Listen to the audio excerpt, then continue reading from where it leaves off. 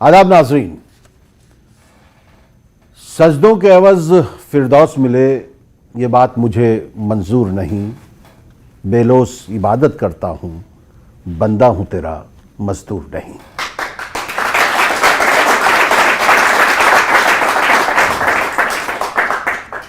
नाज़रीन, माह रमज़ान में हमारे मसाइल हैं। शैतान तो कैद कर दिया गया है तो मसाइल कम होने चाहिए, लेकिन उसके बावजूद मसाइल का अंबार है। लेकिन ये जो माह रमज़ान है ये हमें एक मौका देता है कि हम उन लोगों के मसाइल कम करने की कोशिश करें जिनके पास हमसे कम है। इस एक माह में हम किस हद तक अपने आसपास के मसाइल कम कर सकते हैं, किस हद तक दुनिया के मसाइल हल कर सकते हैं, किस हद तक अपने खुद के मसाइल हल कर सकते हैं, उसकी यकीनी तौर पर यह आजमाइश का महीना है।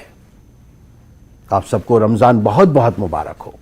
हम इस्तकबाल रमज़ान कर चुके हैं। आज हम बात करेंगे रमज़ान में जो हम नेकियां करते हैं, और खुसूसी तौर पर ज़कात के हवाले से भी बात करेंगे, फित्रे के हवाले से बात करेंगे, उन छोटी छोटी नेकियों के हवाले से बात करेंगे जो दूसरों के लिए बहुत बड़ी नेकी होती है, दूसरों के लिए बहुत बड़ा काम कर जाती है। हम इस सब पर बात करेंगे। मैं बहुत कुछ ज़्यादा कह गया हूं। आइए मैं आपसे तारुफ कराऊं। हमारे दरमियान जो तीन खास अहम शख्सियात मौजूद हैं, और हमारे दरमियान जो आज के सामीन हैं वो बहुत ही फाल सामीन हैं और बहुत शिद्दत के साथ आपके इस एहसास को समझने की कोशिश कर रहे हैं कि रमज़ान क्या है। मैं तारुफ कराता हूँ, हमारे दरमियान मौजूद हैं सैयद ज़फ़र महमूद साहब, ज़कात फाउंडेशन ऑफ इंडिया के सदर हैं, और इसके अलावा बहुत से ऐसे काम कर रहे हैं कौम की भलाई के लिए जिससे कौम का सर यकीनी तौर पर बुलंद हो रहा है। हम आपका खैर मकदम करते हैं।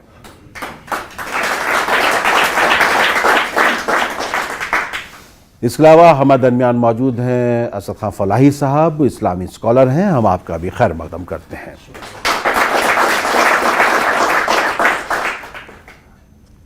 डॉक्टर फराजुल इस्लाम साहब अल-शिफा से ताल्लुक़ रखते हैं, पहले राम मनोहर लोहिया अस्पताल में भी थे और कंसल्टेंट मेडिसिन है। लेकिन इसके अलावा हमारे जो यूथ पावर है, जो नौजवान हैं, उनमें एक मस्बत तब्दीली जिससे कौम की पहचान उस पहचान से अलग हो जिसमें हमारे नाम पे कुछ ऐसे ठप्पे लगा दिए जाते हैं कि जिनसे हमारी शबीह दागदार होती है, उसकी तरफ कोशिश कर रहे हैं। डॉक्टर फराजुल इस्लाम साहब का भी हम खैर मकदम करते हैं।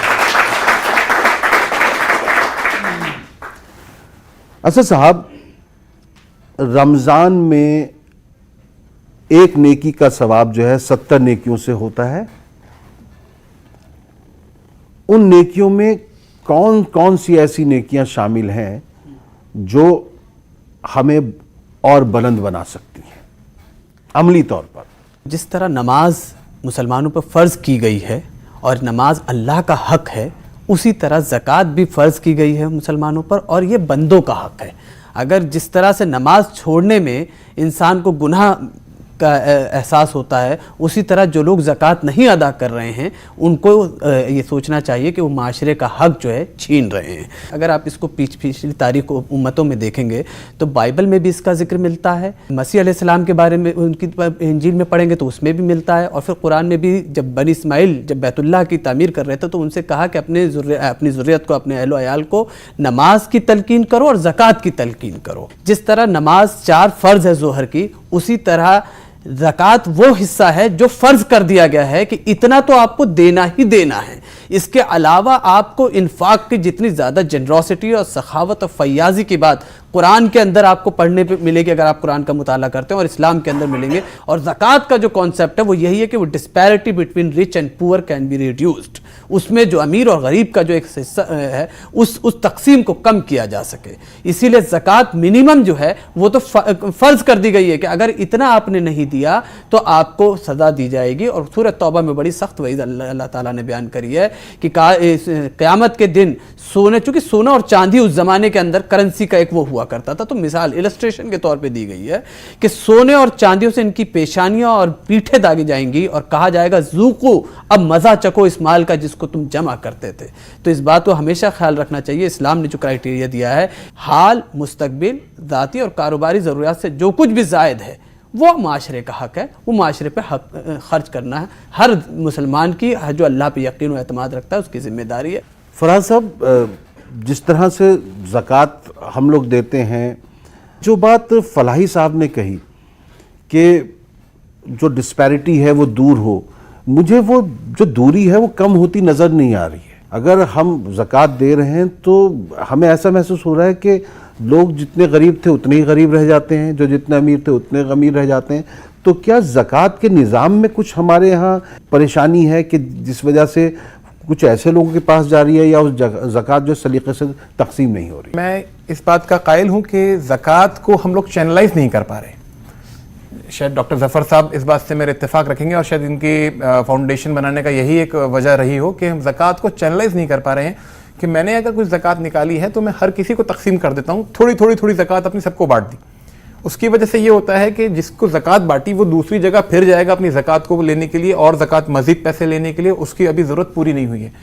तो क्या ये बात सही नहीं कि मैं एक आदमी की ज़रूरत को मुकम्मल पूरा कर दूँ ताकि अब वो किसी और के पास ज़कात लेने के लिए ना जाए, और उसकी ज़रूरत मेरी ज़कात से अगर पूरी हो सकती है तो बहुत अच्छी बात है, या 2-3 लोग मिलकर के उसकी ज़रूरत को पूरा कर दें ताकि अगली बार वो इतना हो जाए कि हमारे साथ ज़कात देने वाला बन जाए। तो कम से कम हमारी जो फहरिस्त है ज़कात लेने वालों में से, उसमें से एक तो कम हुआ। अगली बार वो हमारे साथ अगर खड़ा ना हो सका, कम से कम लेने तो नहीं आएगा।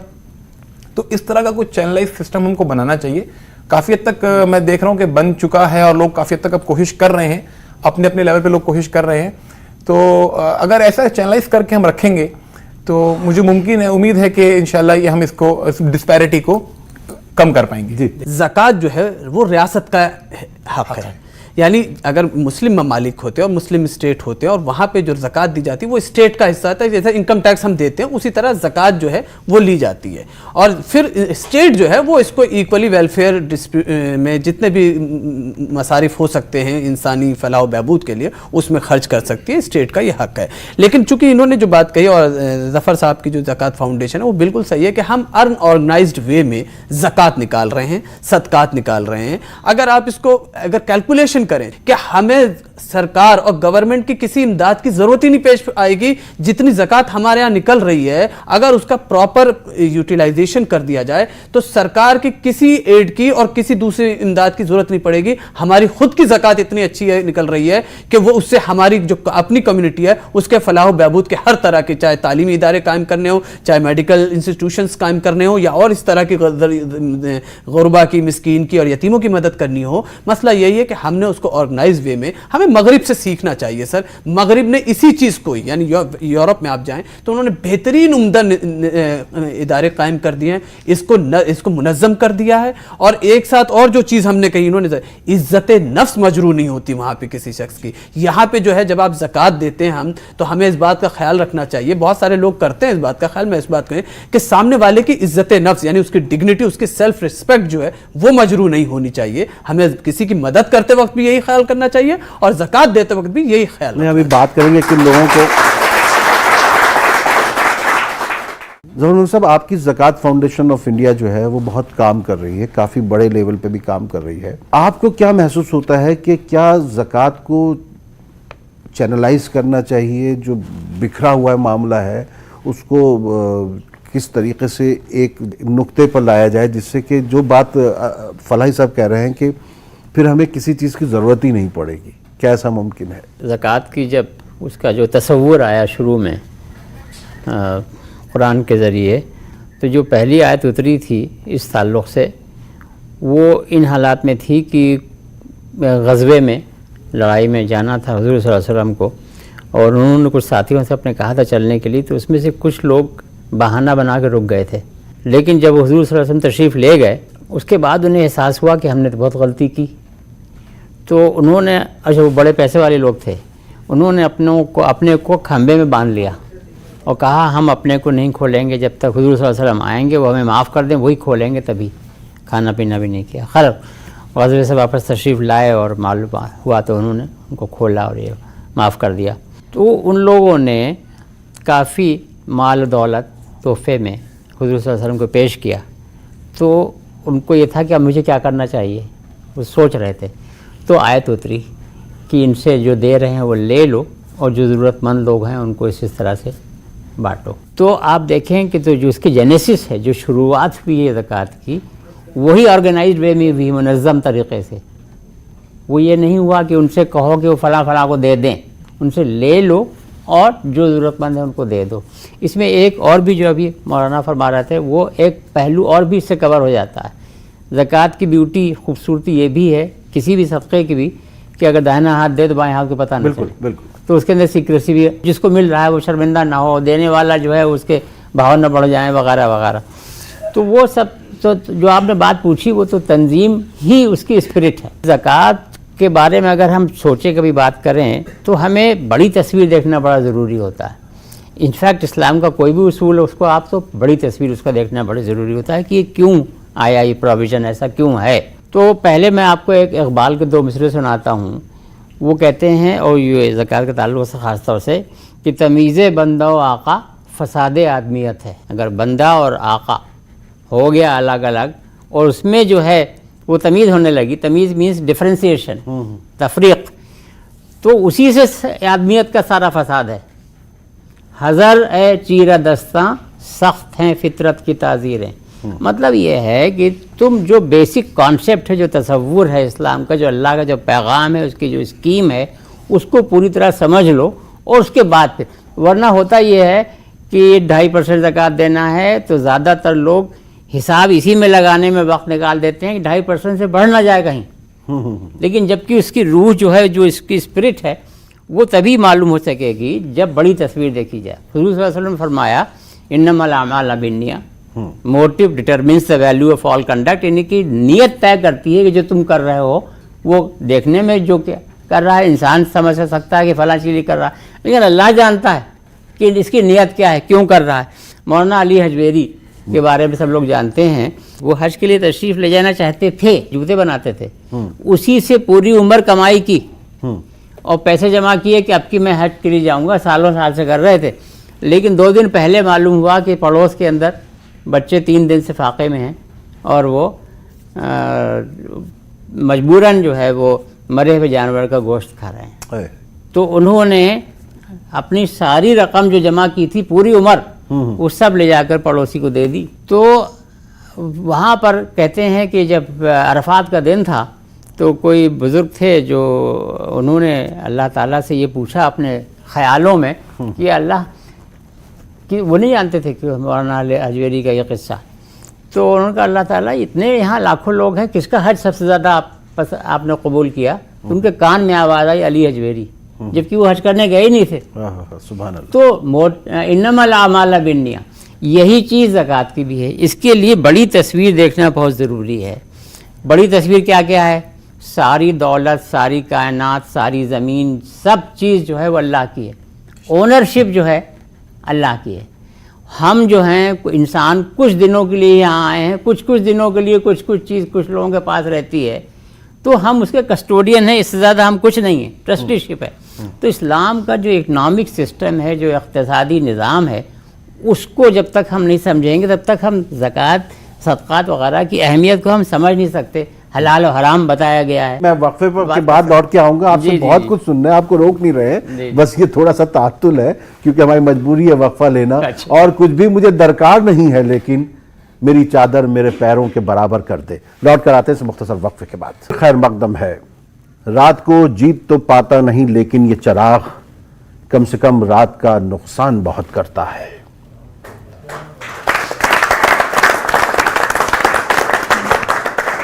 ظفر محمود صاحب, میں مسلسل جمعے کی نماز میں اگر کہیں کسی مسجد میں جاتا ہوں تو مجھے وہی چہرے جمعہ پڑھنے کے بعد دست سوالی جو ہے آگے بڑھائے ہوئے ملتے ہیں.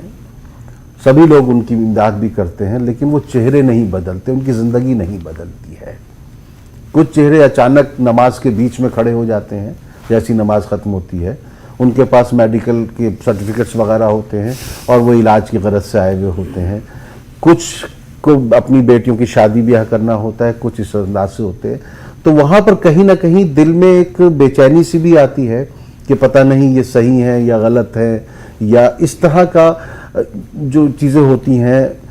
اگر ہم وہاں پر مدد کر رہے ہیں تو کیا وہ صحیح ہاتھوں میں جا رہی ہے, یا اس مدد سے ان کا کچھ بھلا ہو رہا ہے کہ نہیں ہو رہا ہے؟ یہ جو ایک تذبذب سا پیدا ہو جاتا ہے میرے جیسے گناہگاروں کے دل میں, وہ کیا صحیح ہوتا ہے یا غلط ہوتا ہے؟ یہی پرپز ہے, یہی مقصد ہے تنظیم کا, تاکہ تنظیم یہ کام کر سکتی ہے کہ صحیح جگہ پہ زکوٰۃ کا اور صدقے کا پیسہ لگنا چاہیے. آپ بات کر رہے تھے جمعہ کی نماز کی, تو جمعہ کی نماز کا ذکر بالکل صحیح ہے اس وقت, اس وجہ سے کہ امام صاحب تشریف رکھتے ہیں, سال میں 52 خطبے ہوتے ہیں, 52 دفعہ خطبے ہوتے ہیں, اور ہر خطبے میں شروع میں تو مقامی زبان میں نارتھ انڈیا میں اردو میں, دوسری جگہ تقریر ہوتی ہے, اور اس کے بعد آخر میں عربی کا خطبہ ضرور ہوتا ہے. جی. عربی کے خطبے میں زبردست پیغام ہے اللہ کا, لیکن یہ کہ 99% لوگوں کو عربی نہیں آتی, تو کوئی سمجھتا ہی نہیں.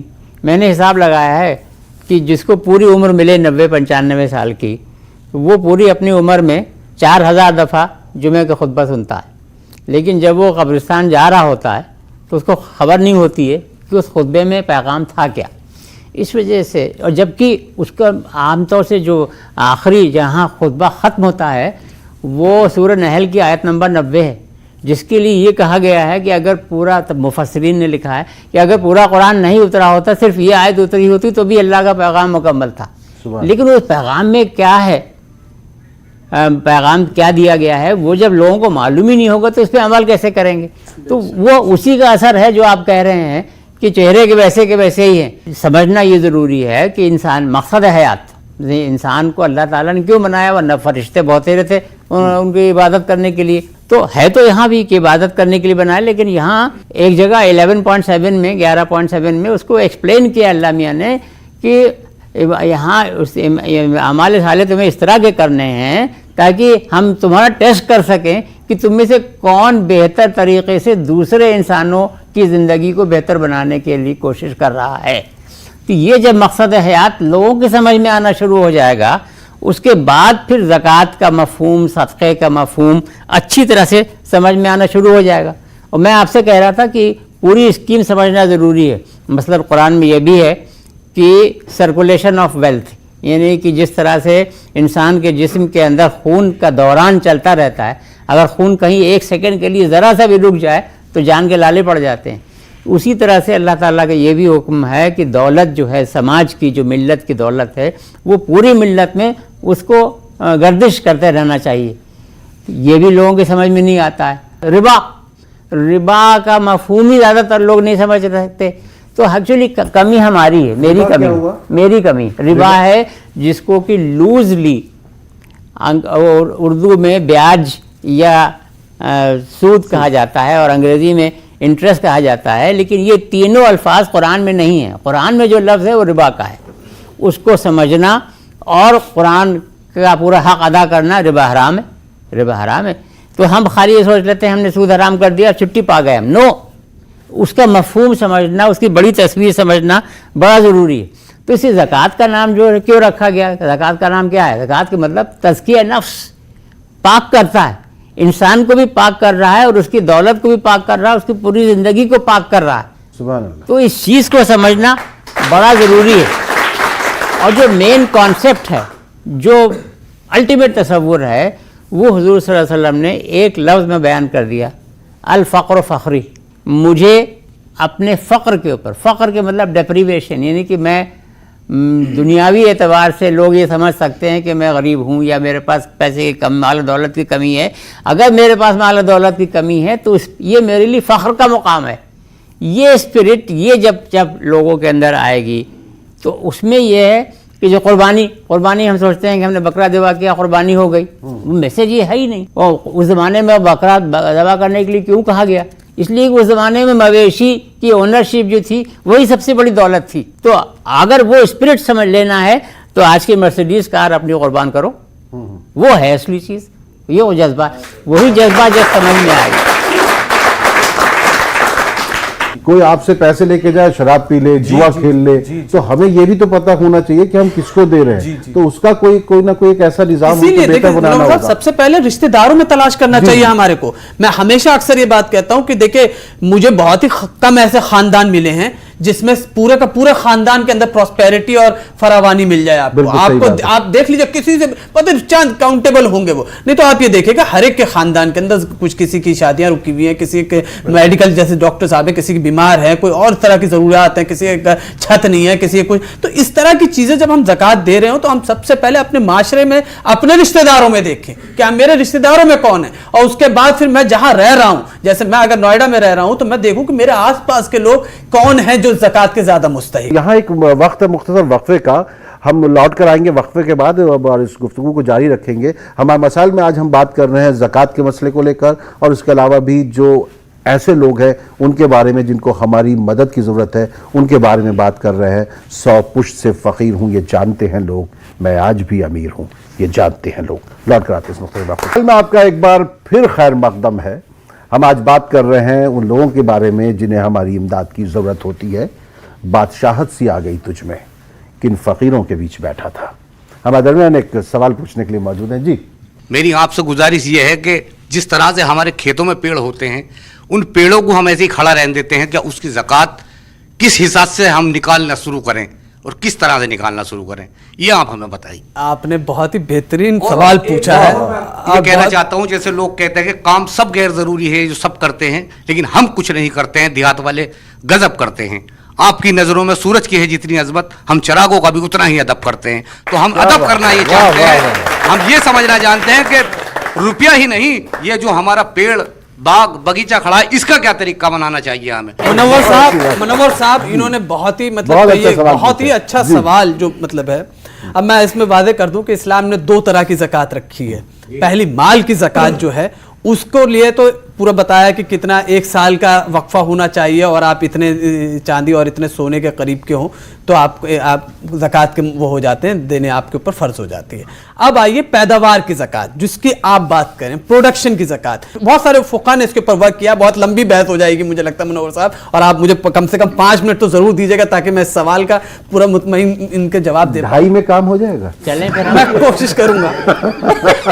2.5% ही ज़कात है। नहीं, सर यही तो गलत फहमी है। अब आप उनके सवाल का जवाब अगर आप सुनेंगे, उनके सवाल का जो जवाब सुनेंगे वो ये है 5, 10 और 20% ज़कात है पैदावार पर। अच्छा, खेती की ये है कि जिस दिन भी वो खेती तैयार हुई, यानी 1 महीने की अगर तैयार हुई तो उसके ऊपर उसी महीने ही ज़कात हो जाएगी, उसका उतना हिस्सा देना पड़ेगा। कि अगर आपने उसके अंदर खुद पानी देके किया है तो उसके ऊपर आपको 5% उसकी देनी पड़ेगी। अगर उससे नेचुरल बारिश से हुआ है उसका तो आपका 10% है उसका एक अलग पूरा एक उसका निसाब है पूरा। सबसे पहले ये बात समझ ले इंसान कि जैसे ही फसल काटी आपने, यानी 3 महीने में गंदुम हो जाता है मान लीजिए, तो 3 महीने के अंदर उसकी जो उसकी ज़कात है वो आपको 3 महीने के जैसी फसल काटेंगे आपको उसका 10वां हिस्सा या 20वां हिस्सा या 5वां हिस्सा वो आपको ये मिनिमम दिया गया है। मैं अभी फिर बताऊं, जफर साहब ने बहुत अच्छा बयान किया। ये तो वो चीजें हैं जो फर्ज की गई हैं कि 2.5% तो आपको देना ही देना। मैं मिसाल मैंने आपको दी थी, जैसे जोहर की 4 रकात फर्ज है, ये तो पढ़नी ही पढ़नी है। ये नवाफिल रकात अलग है ना, कि आप उसके अलावा 2 रकात और नफिल पढ़ सकते हैं, 2 और पढ़ सकते हैं। असर में ऐसी है, मगरिब में।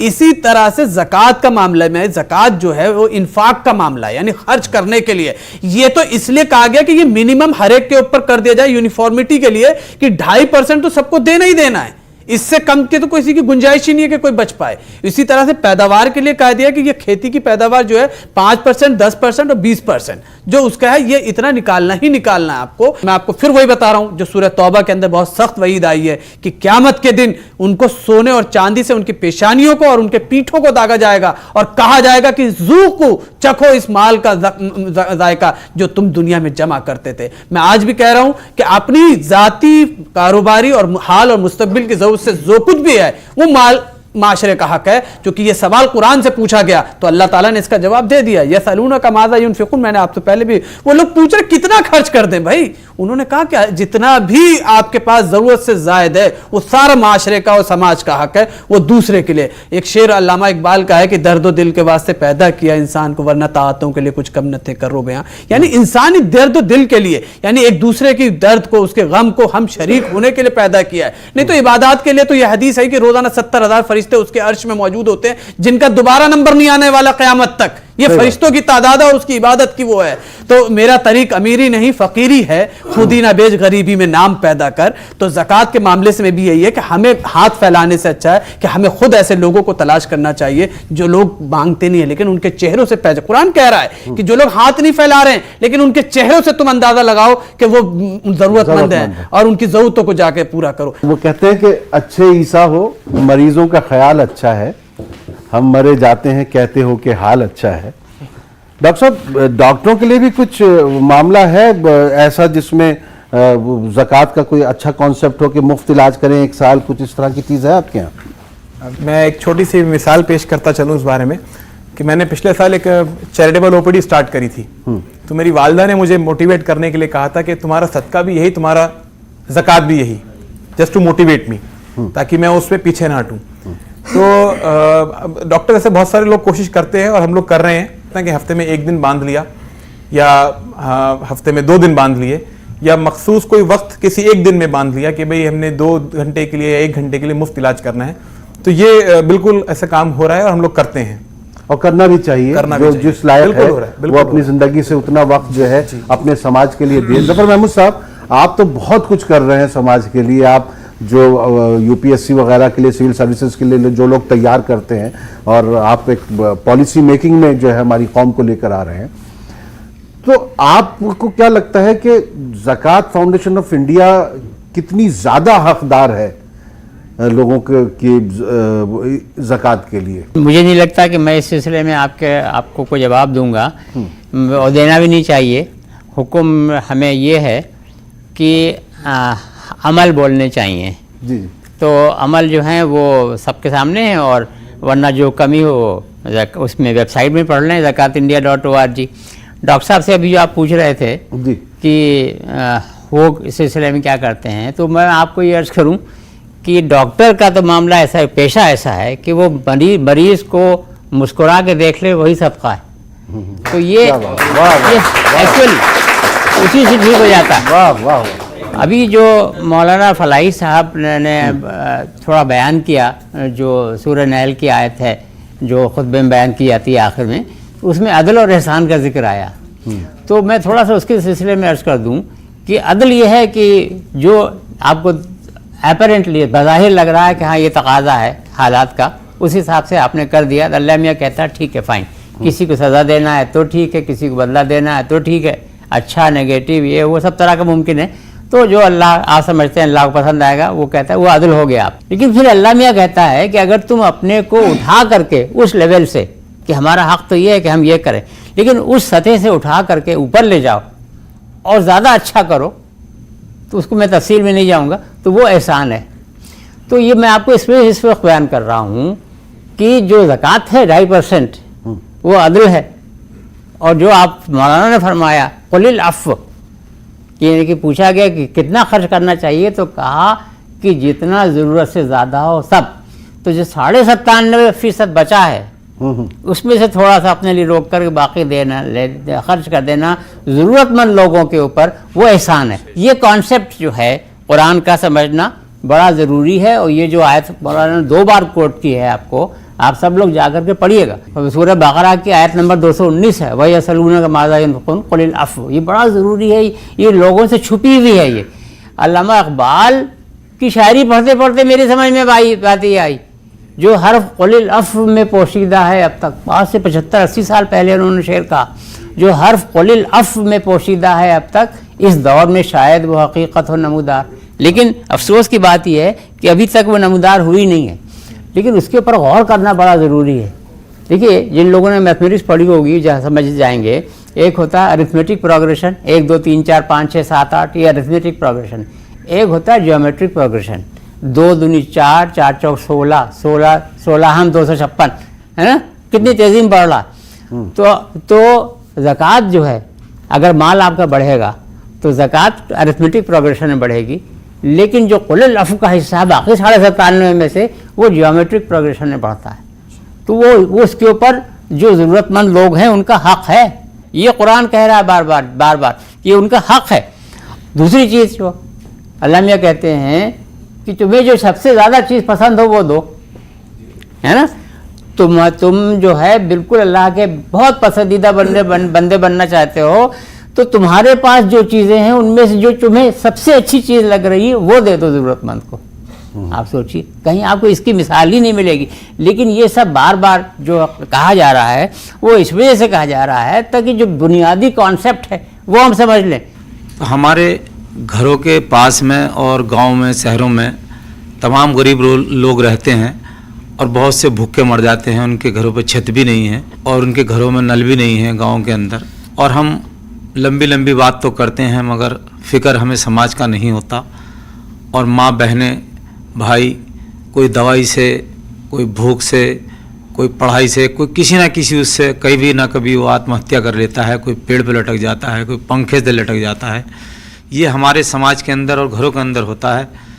तो अगर ज़कात को एक ऐसी जगह बना दी जाए कि वो इकट्ठा करके और उन लोगों को पहुंचाने का काम करें कि उनकी गरीबी भी हटे, उनकी पढ़ाई भी हो जाए, उनका इलाज भी हो जाए।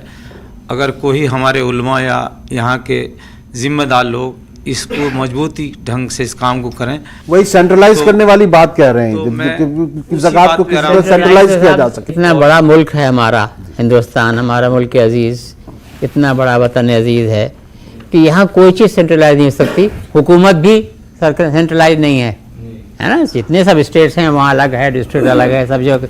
तो सेंट्रलाइज तो मुझे नहीं लगता कि हो पाएगा, ना होने की ज़रूरत है, ना स्पिरिट है ये हमारे मज़हब की। चैनलाइज कर लो। आप जैसे आप बात कर रहे हैं, वहीं से बात शुरू होती है। आपके गांव में, आपके कस्बे में आपको एहसास हो गया तो आप अपने कस्बे, अपने गांव के लेवल के ऊपर आप लीडरशिप लीजिए और ख़ुद जमा करके और उसके बाद उसको इस्तेमाल इस्लाम की स्पिरिट में करना शुरू कर दीजिए।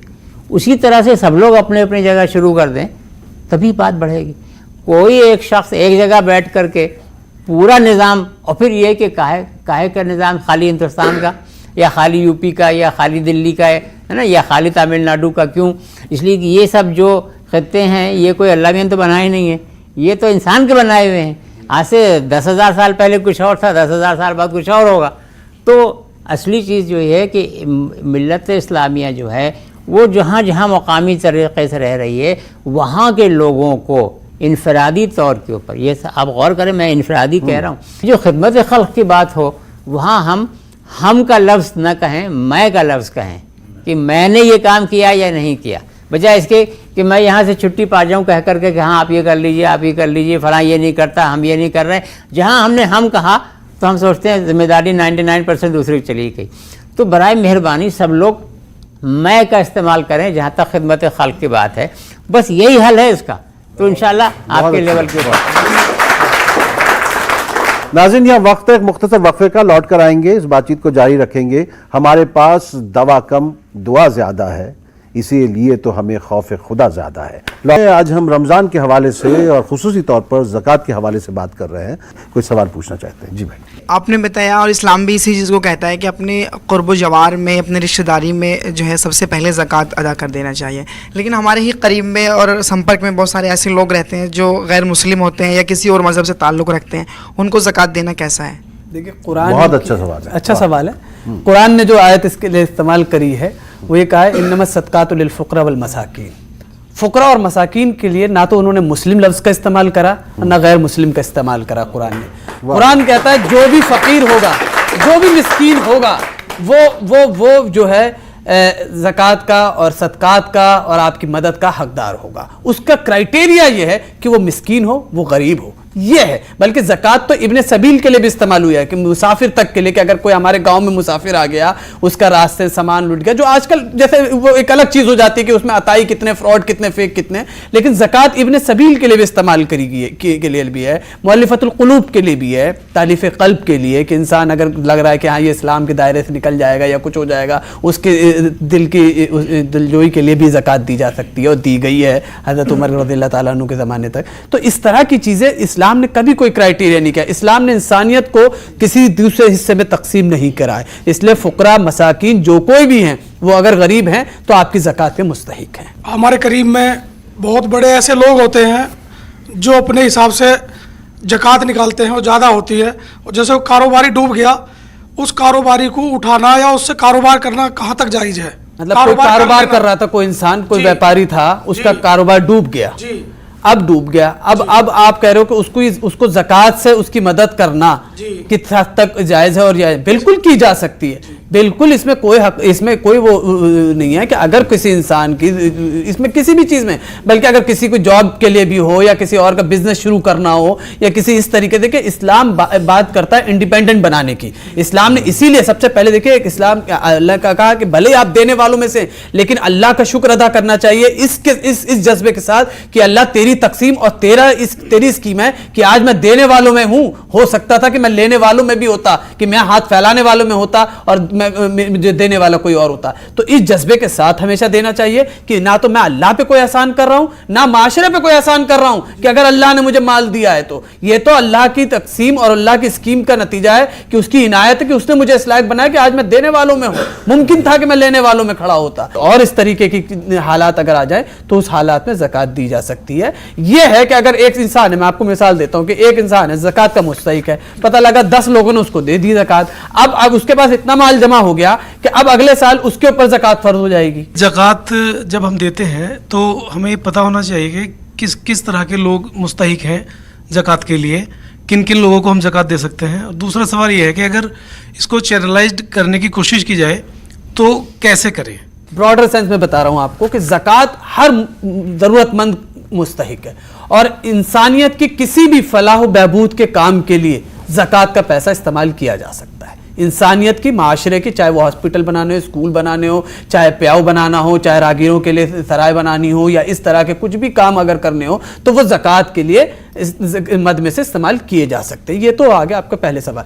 दूसरे सवाल का आप फिर वही चीज़, आज मैं आपको कह रहा हूं, अब आप जिम्मेदार बनिए अपने ख़ानदान की, और आपके ख़ानदान में जितने लोग ज़कात देने वाले हैं आप उनसे कहिए कि आप मुझे दो ज़कात, और मैं अपने हिसाब से देखूंगा कि कौन कौन लोग मुस्तहिक हैं मेरी ज़कात के। और आप जिम्मेदार बनिए, जितने, अगर आपको 5 लोग ही मिलते, 5 लोगों ने अगर आपको 5,000 करके 25,000 से आप एक ऐसे इंसान की मदद कीजिए जो वाकई मुस्तहिक हो, लेकिन आप खुद तो जिम्मेदार बनिए। हमेशा जिम्मेदारी ली जाती है, कभी दी नहीं जाती है। जिम्मेदारी लेनी पड़ेगी हमारे को अपने लिए कि हम अपने हिस्से के खुद जिम्मेदारी कितना अदा कर सकते हैं। जलाले आतिश बरको सहाब पैदा कर, अजल भी कांप उठे वो शबाब पैदा कर, तो इनकलाब की आमद का इंतजार ना होकर जो हो सके तो खुद ही इनकलाब पैदा कर। इंसान को चाहिए कि खुद आदमी जितना हम कर सकते हैं, मैं अपनी कैपेबिलिटी के लिए जितना रिस्पॉन्सिबल हूं वो तो मैं करूं। जैसे डॉक्टर साहब ने कहा कि मैं का लफ्ज इस्तेमाल किया, मैं ठीक है, मैं जितना कर सकता हूं मैं करूं तो उतना, तब तो मैं दूसरे को बोलने का हकदार होऊंगा। एक सवाल, दिखावा क्यों करते हैं हम लोग? अगर हम देना है किसी को कुछ चीज, हदीस में भी लिखा है, किताबों में भी लिखा है, जब हम किसी को दे रहे हैं तो हम दिखावा ना करें। जफर साहब, दिखावा क्यों किया जाता है? हाँ जफर साहब, आपसे पूछना चाहता हूँ। दिखावा क्यों किया जाता है? ये तो कमज़ोरी है इंसान की, इंसान कमज़ोर ही बनाया गया है। ये अल्लाह ताला का फ़ैसला है, इंसान को कमज़ोर बनाया है। कमज़ोर नहीं होता जन्नत से निकलता क्यों? तो कमज़ोर तो है ही, लेकिन ये कि साथ साथ इंसान अशरफुल मखलूक़ात भी है, यानी कि सबसे अच्छा क्रीचर, बेस्ट ऑफ क्रीचर्स। तो उसका हक़ हमें अदा करना है। 2 रास्ते बता दिए गए, सिर्फ इंसान को ही ज़मीर दिया है। जो ज़मीर है, कॉन्शियंस, वो सिर्फ इंसान को दिया, फरिश्तों को भी नहीं दिया, जिन्नों को भी नहीं दिया और हैवानों को तो दिया ही नहीं, सिर्फ इंसान को दिया। ज़मीर की वजह से अशरफुल मखलूक़ात है। तो ये बता दिया कि 2 रास्ते हैं ये, और इसमें से तुम्हें ये भी बता दिया कौन सा गलत है कौन सा सही। अब तुम फैसला करो अपने हिसाब से। अगर तुमने गलत फैसला किया तो तुम्हें उसी हिसाब से जन्नत मिलेगी वगैरह वगैरह। तो ये जो आप फरमा रहे हैं कि दिखावा क्यों करते हैं, तो दिखावा जो है वो इंसान बहक जाता है, पूरी बात समझता नहीं है, पूरा अल्लाह का पैगाम समझा नहीं है, इस वजह से दिखावे में लग जाता है। जबकि दिखावे से बहुत ज़्यादा नुकसानात हो रहे हैं। ये दुनिया जो है ये तो कुछ दिनों की है, कुछ मामलात में इसी दुनिया में दिखावा जो है वो उल्टा पड़ जाता है जा कर के। तो लिहाजा ये कि ये जब ये बात आपने रमज़ान में ये प्रोग्राम रखा है, तो रमज़ान 30 दिन के लिए तो है खाली, साल में 1 महीने के लिए। इसके मतलब ये नहीं है कि बाकी 11 महीने आप जो चाहें करें। एक्चुअली ये एक रिफ्रेशर कोर्स है, एनुअल रिफ्रेशर कोर्स 1 महीने का, कि देखो बहुत सी फास्ट और पूरे 24 घंटे लग करके सीख लो कि बाकी 11 महीने क्या करना है। उसी तरह से ज़कात भी 2.5% के बारे में जो तुम्हें बता गया, उससे तुम तय करो कि तुम्हें बाकी 97.5% के बारे में तुम्हें क्या करना है। یہ بات ابھی آ رہی تھی، آپ نے سوال ایک پوچھا تھا بیچ میں منور صاحب، آپ نے کہا تھا کہ اگر اپنی ضرورتیں بڑھا دیں، مولانا کہہ رہے تھے ضرورت کے حساب سے رکھو خالی، تو آپ نے کہا اگر ضرورت بڑھا دیں تو وہاں معاملہ آ جاتا ہے ظرف کا. یہ ظرف کا لفظ جو ہے نا یہ بڑا اچھا لفظ ہے، یعنی کہ یہی تو دیکھنا ہے کہ اللہ سے محبت کا کتنا ظرف ہے ہمارے اندر. ہم پورا پیغام اگر سمجھ گئے ہیں تو ہم اپنا سب کچھ نشاور کرنے کو تیار ہیں. الفقر فخری جو وہ ہے حضور صلی اللہ علیہ وسلم کا اسٹیٹمنٹ میں نے بھی آپ کے سامنے پیش کیا، تو وہ اس کے اوپر ہم عمل کر رہے ہیں یا نہیں کر رہے ہیں. اگر ہم وہ بات سمجھ جائیں، عمل کرنے لگیں، پھر تو یہ دنیا جنت بن جائے گی. ابھی مولانا نے کئی بار ذکر کیا کہ شروعات کرو اپنے رشتہ داروں سے.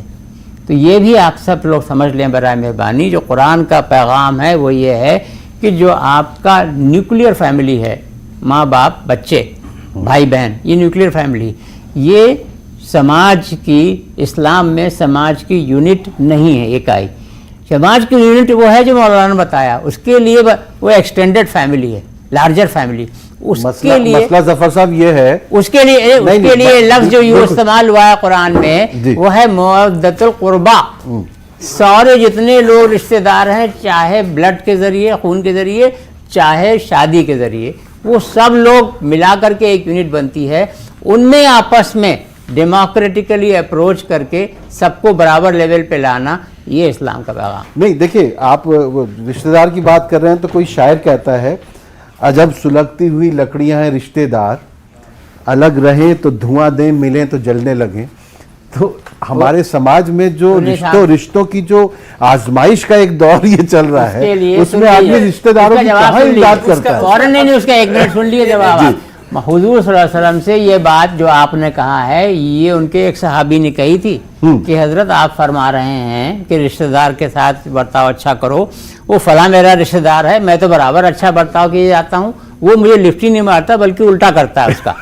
تو حضور صلی اللہ علیہ وسلم نے فرمایا جواب کہ جب تک تم ایسا کرتے رہو گے تب تک ایک فرشتہ تمہاری مدد کے لیے تعینات رہے گا. کیا بات ہے، واہ. اچھا نہیں، مجھے آپ سے کچھ اور پوچھنا ہے فلاحی صاحب. آپ نے کہا کہ اسلامی ممالک میں زکوٰۃ جو ہے وہ انکم ٹیکس کی طرح ہو گیا ہے. اب اس ملک میں ہم انکم ٹیکس تو دے ہی رہے ہیں، اس کے بعد زکوٰۃ بھی دے رہے ہیں، تو یہ ڈبل مار نہیں ہے ہمارے اوپر؟